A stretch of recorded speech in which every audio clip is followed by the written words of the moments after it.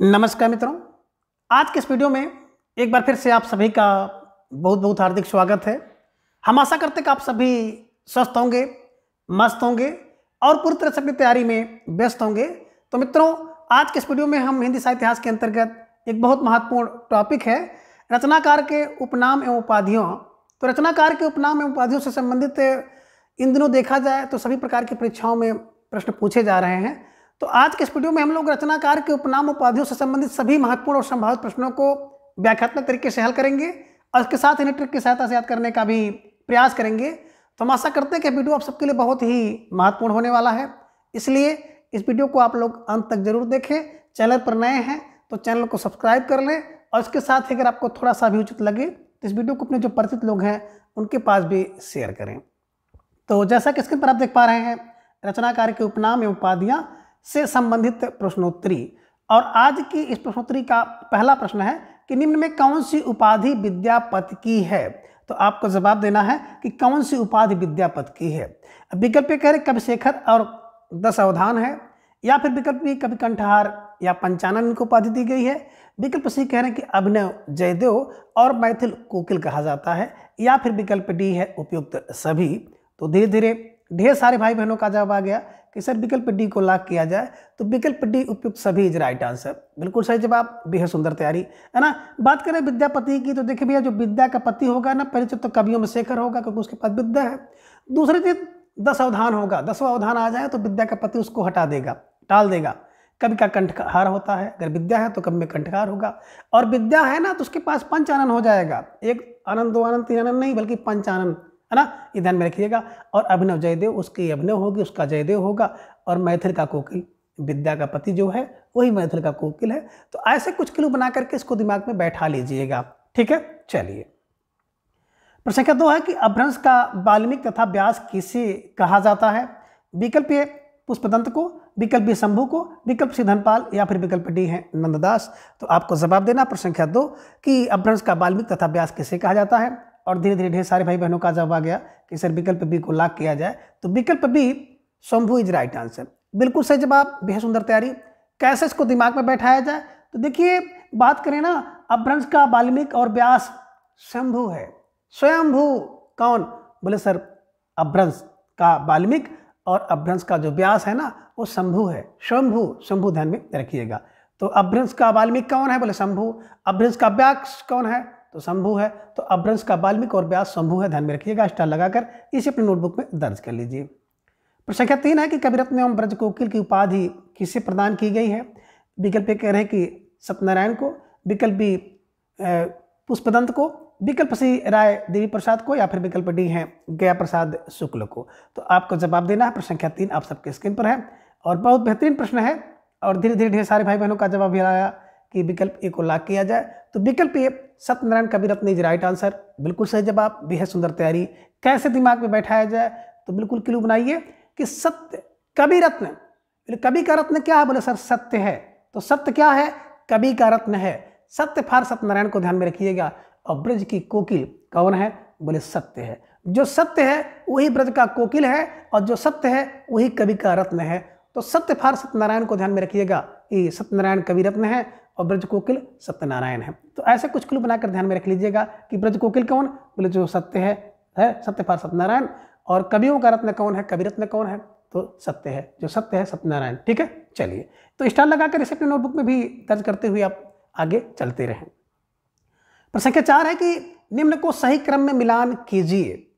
अब आप कथन ये में देख रहे हैं गिरधर शर्मा और सामने कवि रत्न, सत्यनारायण सामने जो है नवरत्न है, और विकल्प सी में आप देख पा रहे हैं कि जयशंकर प्रसाद और इनके सामने प्रेमी और हरिकृष्ण कलाधर। तो इसको आपको मिलान करना है। जब मिलान करेंगे तो आप बिल्कुल थोड़ा सा विचार करके सोच समझ कर फिर इसका मिलान करिए। और धीरे धीरे ढेर सारे भाई बहनों का जवाब भी आना शुरू हो गया कि सर विकल्प ए को लॉक किया जाए। तो बिल्कुल सही जवाब, बेहद सुंदर तैयारी। देखिए गिरधर शर्मा, बिल्कुल गिरधर, गिर को जो धारण करते हैं ना वो नवरत्न है। तो नवरत्न 1 का 2 हो गया। और सत्य ही कवि का रत्न है, सत्यनारायण कवि रत्न, बिल्कुल। तो बी का ए 1। और जयशंकर प्रसाद कलाधार, कला को धारण करते हैं प्रसाद, तो शंकर जी कला धारण करते हैं ना, चंद्रकला, ध्यान में रखिएगा। तो कलाधर कौन, जयशंकर, ध्यान में रखिएगा। और हरि कृष्ण के तो भैया प्रेमी हैं, हरि कृष्ण के प्रेमी हैं, प्रेमी फॉर विकल्प डी का 3। तो कहने का आशा है कि जिन भाई बहनों का जवाब विकल्प ये था बिल्कुल सही जवाब, बेहद सुंदर तैयारी।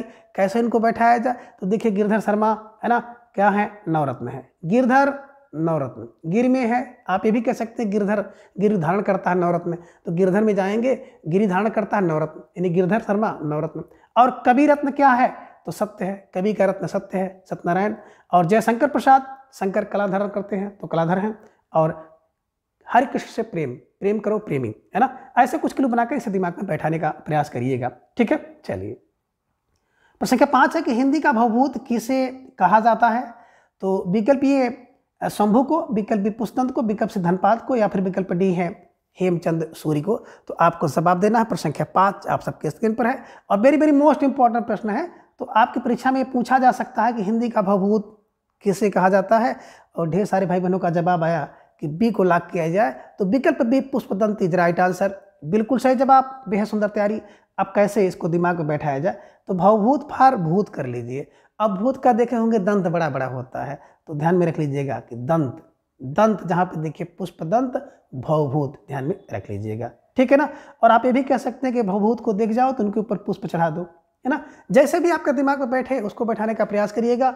और किसी भी ट्रिक का उद्देश्य किसी की भावना को ठेस पहुंचाना नहीं है, ना ही किसी राजनीतिक गतिविधि से कुछ लेन देन है, बस आपके समझ में कैसे बैठ जाए एकमात्र यही प्रयास है। और आप सबको द्वारा बेहद सराहा जा रहा है, तो आप सबके लिए इतना कुछ मेरे द्वारा जो कुछ किया जा रहा है, ये सबकी ताकत, ये सबकी एनर्जी आप ही हैं, ठीक है। तो स्टार लगाकर इसे अपने नोटबुक में दर्ज कर लीजिएगा। प्रश्न संख्या 6 है कि एक भारतीय आत्मा किस कवि को कहा जाता है। विकल्प ये कह रहे हैं कि सियाराम शरणगुप्त को कहा जाता है, विकल्प बी महर्षि शरणगुप्त को, विकल्प सी माखनलाल चतुर्वेदी को, या फिर विकल्प डी महादेव वर्मा को।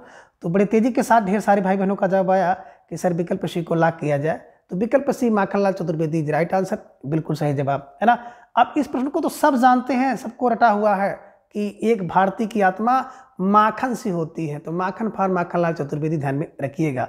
एक भारतीय की आत्मा माखन सी होती है, जैसे माखन स्वच्छ होता है, निर्मल होता है, उसी तरह से एक भारतीय की आत्मा भी स्वच्छ होती है, निर्मल होती है, ये ध्यान में आप रखिएगा, ठीक है। चलिए प्रश्न संख्या 7 है कि निम्न में रसा उपनाम से किसे जाना जाता है।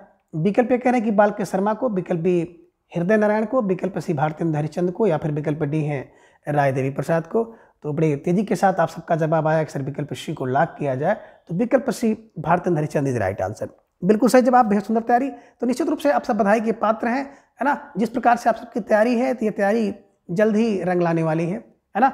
अब देखिए भारतेंदु, भारत में क्या है, भारत में रसा है, भारत में तो रसा है, रस है, ध्यान में रखिएगा, ठीक है। चलिए प्रश्न संख्या 8 है कि कांता नाथ पांडे को किस उपनाम से जाना जाता है।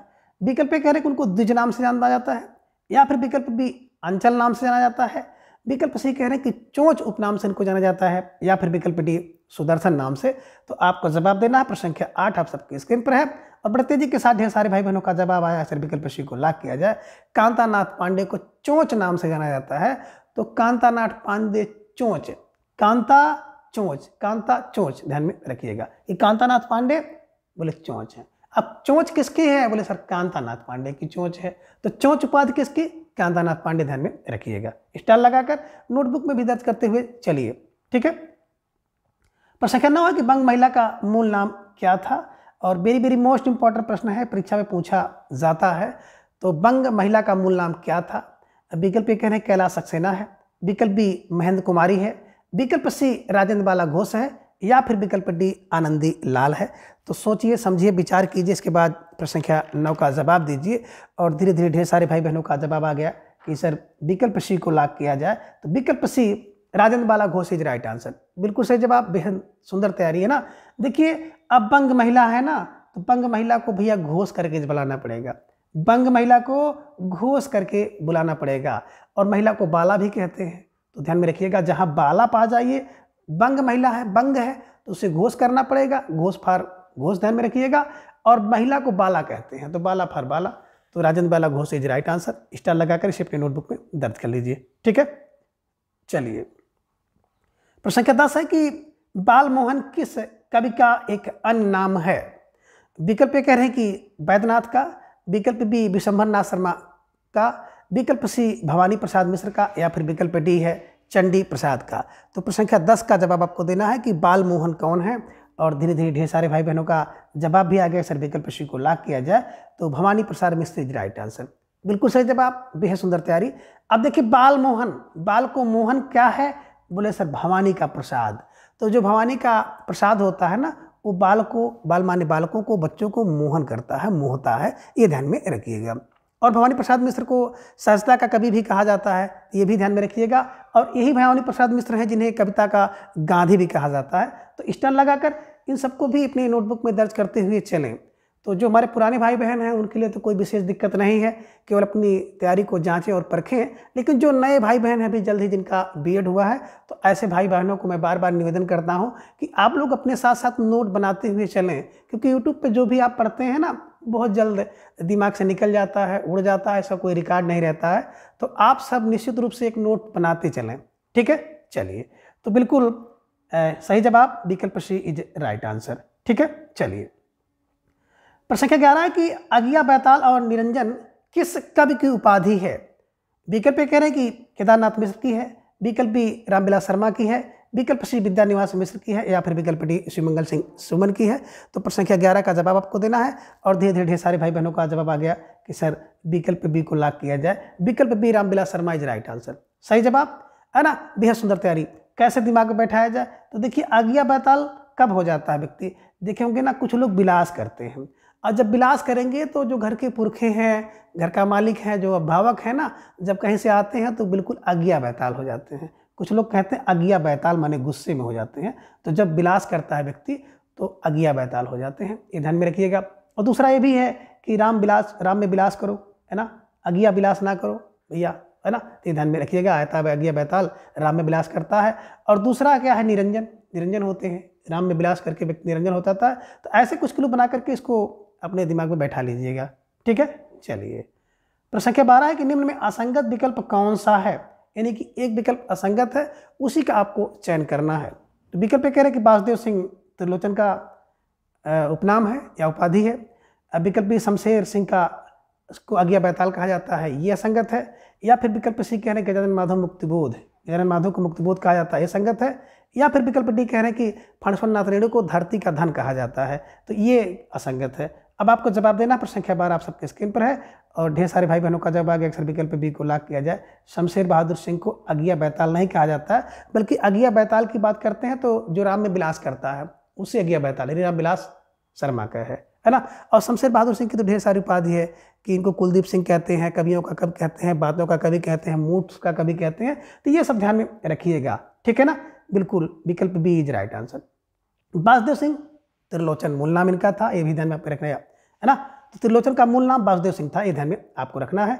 गजानन माधव मुक्तिबोध इनकी उपाधि है, और फणेश्वर नाथ रेणु और धरती का धन, ध्यान में रखिएगा, 2 उपाधि इनको मिली है, ये ध्यान में रखिएगा। फणेश्वर नाथ रेणु पढ़ते पूरा नाम, और धरती का धन इनको कहा जाता है, ठीक है। चलिए, प्रश्न संख्या 13 कि निम्न में से किस कवि को कुट्टी चातन उपनाम से भी जाना जाता है। विकल्प ए कह रहे हैं कि सच्चिदानंद हीरानंद पाससेन को, या फिर विकल्प बी रामधारी सिंह दिनकर को, विकल्प सी सुमित्रानंद पंत, या फिर विकल्प डी भारतेंद्र हरिश्चंद्र को। जवाब आपको देना। प्रश्न संख्या 13 कुट्टी चातन के नाम से कैसे जाना जाता है। और धीरे धीरे ढेर सारे भाई बहनों का जवाब आ गया कि सर विकल्प ए को लॉक किया जाए। सच्चिदानंद हीरानंद पाससेन अगे, है ना, इनको क्या कहा जाता था, कुट्टी चातन उपनाम से जाना जाता था, और इनको एक अगे नाम जान ही रहे हैं, ठीक है ना। तो कुट्टी चातन कौन है, जो अगे है, ध्यान में रखिएगा, ठीक है। चलिए, प्रश्न संख्या 14 कठिन गद्य का प्रेत किसे कहा जाता है। विकल्प ये कह रहे हैं कि माखनलाल चतुर्वेदी को, विकल्प बी सच्चिदानंद हीरानंद पाससेन को, विकल्प सी केशवदास, या फिर विकल्प डी है सत्यनारायण। तो विकल्प का चयन आपको करना है कि कठिन गद्य का प्रेत किसे कहते हैं, और सच्चिदानंद हीरानंद पाससेन के सामने आगे भी लगा लीजिए। अब आप जवाब देंगे और आपका जवाब भी आगे अक्सर विकल्प बी को लॉक किया जाए, है ना। तो कठिन गद्य का प्रेत कौन है, सच्चिदानंद हीरानंद पाससेन अगे इज राइट आंसर। और वैसे भी गद्य अगे होता है, गद्य को गाया नहीं जा सकता है, तो ध्यान में रखिएगा। कठिन है गद्य, क्यों, क्योंकि अगे है ना। तो कठिन गद्य का प्रेत कौन है, अगे है, क्योंकि उसको गाया नहीं जा सकता, इसलिए कठिन गद्य का प्रेत है। और पद्य को गाया जा सकता है, ध्यान में रखिएगा। तो पद्य को, है ना, कठिन काव्य का प्रेत केशवदास, ध्यान में रखिएगा, है ना। तो पद्य का कठिन काव्य का प्रेत तो कहने का आशा है इसको ध्यान में आप रखिएगा। ठीक है, स्टार लगाकर अपने नोटबुक में भी दर्ज कर लीजिए। ठीक है, चलिए प्रश्न संख्या 15, धूम धर्मी कविताओं का कवि किसे कहा जाता है? विकल्प ए श्री राम शर्मा को, विकल्प बी रामचंद्र शुक्ल को, विकल्प सी कुमार विमल को, या फिर विकल्प डी गिरजा कुमार माथुर को। तो धीरे धीरे ढेर सारे भाई बहनों का जवाब आ गया कि धूम धर्मी कौन होता है? जो विमल होता है। विमल फार कुमार विमल को ध्यान में रखिएगा, है ना। बिल्कुल सही जवाब, बेहद सुंदर तैयारी। और आप ये दिमाग में बैठा लीजिए कि जब धूम धर्मी होता है ना, जहाँ पे धूम होगा, धर्मी होगा, धूम धड़ाका होगा, तो वहाँ पे कुछ लोग विकल हो जाते हैं, तो विकल कर लीजिएगा। और आप ये भी बना लीजिएगा यहाँ पे धूम और धुआं होगा, वहाँ पे विमल होगा, विमल करना होगा। तो विमल फार विमल को ध्यान में रखिएगा, कुमार विमल इज राइट आंसर। ठीक है, चलिए प्रश्न संख्या 16 को उत्तर भारत का शरद चंद्र किसे कहा जाता है? विकल्प ए कैलाश सक्सेना को, विकल्प बी आनंदीलाल को, विकल्प सी विद्यानिवास को, या फिर विकल्प डी रामविलास शर्मा को। तो प्रश्न संख्या 16 का जवाब आप सबको देना है और धीरे धीरे ढेर सारे भाई बहनों का जवाब आ गया। अक्सर विकल्प बी को लॉक किया जाए तो विकल्प B Anandilal is right answer. और आनंदीलाल बात करें ना तो जयनंद कुमार का जो मूल नाम था आनंदी लाल था, ध्यान में रखिएगा। तो उत्तर भारत का शरद कौन है? बोले जैनेंद्र हैं, ये ध्यान में रखिएगा।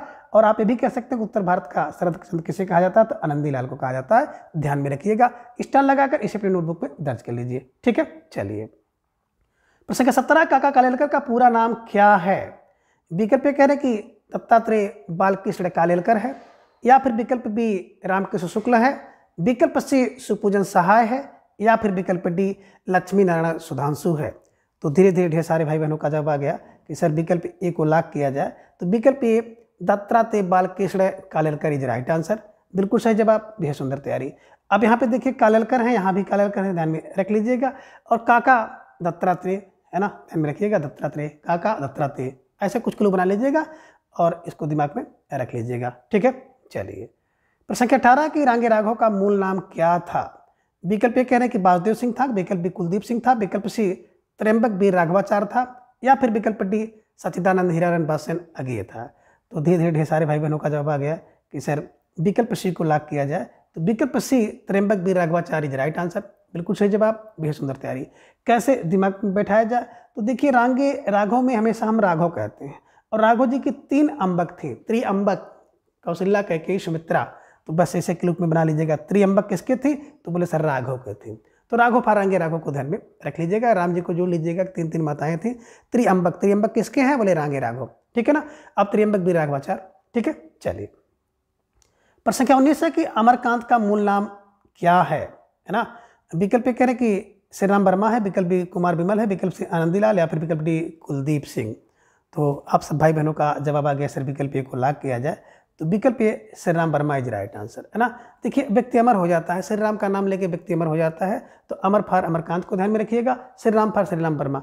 ठीक है, चलिए प्रश्न संख्या 20 है कि मन्नू भंडारी का मूल नाम क्या है? आपको जवाब देना है। प्रश्न संख्या 20 आप सबके स्क्रीन पर है कि मन्नू भंडारी का मूल नाम क्या है। विकल्प ए कह रहे कि राजेंद्र बाला घोष, विकल्प बी महेंद्र कुमारी, विकल्प सी गिरीश, या फिर विकल्प डी महादेव वर्मा। और धीरे धीरे ढेर सारे भाई बहनों का जवाब आ गया कि सर विकल्प बी को लॉक किया जाए। तो विकल्प B Mahendra Kumari is right answer. बिल्कुल सही जवाब, बेहद सुंदर तैयारी, है ना। देखिए माँ से मन्नू, माँ से महेंद्र, माँ से मन्नू, माँ से महेंद्र, ध्यान में रखिएगा। मन्नू भंडारी महेंद्र कुमारी, मन्नू भंडारी महेंद्र कुमारी। तो ऐसे ध्यान में रख के स्टार लगाकर इसे अपने नोटबुक में दर्ज कर लीजिए और दिमाग में हमेशा के लिए छाप लीजिए। तो मित्रों आज की इस वीडियो में बस इतना। अगली वीडियो में हम इसके अगले भाग को जानेंगे। तब तक के लिए आप सभी अपना ख्याल रखिए और अपना अधिक से अधिक जो समय है अपने अध्ययन में लगाएं। अपना स्नेह, विश्वास एवं प्रेम चैनल पर बनाए रखें। और आज थोड़ा सा समय का अभाव था तो स्कूल से हमें घर आना पड़ा है, मामा के यहाँ शादी थी, तो इस कारण से आज की क्लास थोड़ा सा छोटी रहेगी और आगे फिर आपको क्लासें इसी तरह से निरंतर मिलती रहेंगी। धन्यवाद, नमस्कार, बाय बाय।